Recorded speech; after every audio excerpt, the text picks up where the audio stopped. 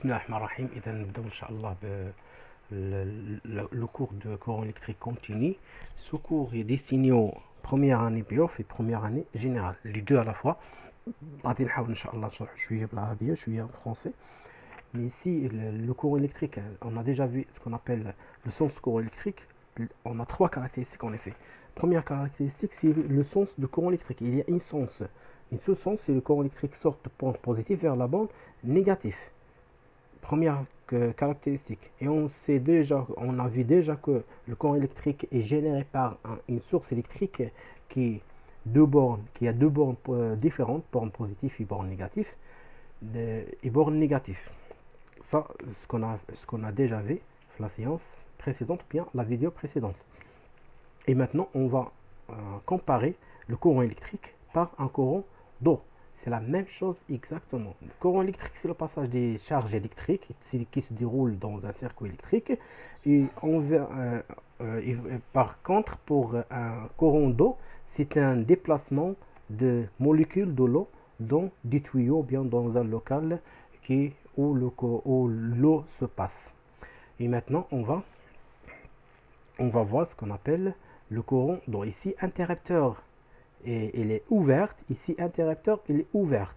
Elle bloque des charges ici, elle bloque de l'eau ici. Il y a une différence de potentiel, ce qu'on appelle différence potentielle, bien tension entre les deux bornes du pile.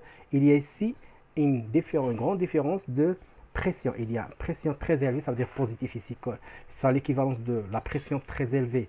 L'équivalence c'est la borne positive. L'équivalence de la pression basse, c'est la borne négative. Donc, de l'eau sort de positif vers négatif, bien très élevé vers les bas. Ici, le positif vers le négatif. Et on voit, il y a ici une différence de potentiel, ça veut dire tension ici. Première caractéristique de cette courant électrique continu. Ici, il y a une différence de pression. La pression très élevée et pression très basse. Et maintenant, ici, dans les fils, il y a des charges, mais ils ne circulent pas. Ça veut dire qu'il n'y a pas de circuit électrique, il n'y a pas de courant électrique. Ici, il y a de l'eau dans les tuyaux, mais il ne circule pas. Donc, il n'y a pas de courant de l'eau ici. Et maintenant, on ferme l'interrupteur ici et là.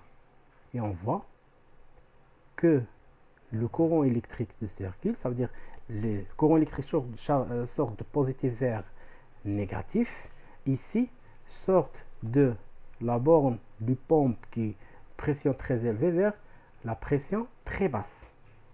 Ici, la comparaison entre les deux. Ici, on voit que le circuit ou bien le moteur se tourne. Ici, même chose, il y a le moteur qui se tourne. Ici, la différence de pression ici. La différence de pression ici, pression très élevée, c'est la même chose ici. Même pression qu'on a ici, qu'on a là. Donc, il n'y a pas de différence de pression. Même chose ici, il n'y a pas de différence de potentiel. Ça veut dire qu'il n'y a pas de tension entre les bornes de cet interrupteur. Ici, par exemple, ici, dans cette moteur-là, on a ici, moteur d'eau ici, l'entrée de l'eau, la pression très élevée. Ici, un peu basse. Ça veut dire qu'il y a différence de pression. Même chose ici, on a différence de potentiel. Il y a ici une tension électrique entre les bornes de cette moteur-là, de ce moteur-là, et même chose ici. La tension entre les bornes de la pile est égale à exactement la tension entre les bornes de cette moteur-là. On dit que le moteur et la pile et montent en dérivation. Et on voit ici ce qu'on appelle l'intensité. L'intensité du courant électrique est équivalent au débit de l'eau. Ça veut dire la quantité de l'eau passée dans une minute. La quantité de l'eau divisée par le temps de passage de l'eau. Et par conséquent, on voit ici la même chose pour le courant électrique. C'est ce qui est équivalent à ce qu'on appelle l'intensité du courant. C'est la troisième caractéristique de le courant électrique continu. C'est l'intensité du courant électrique.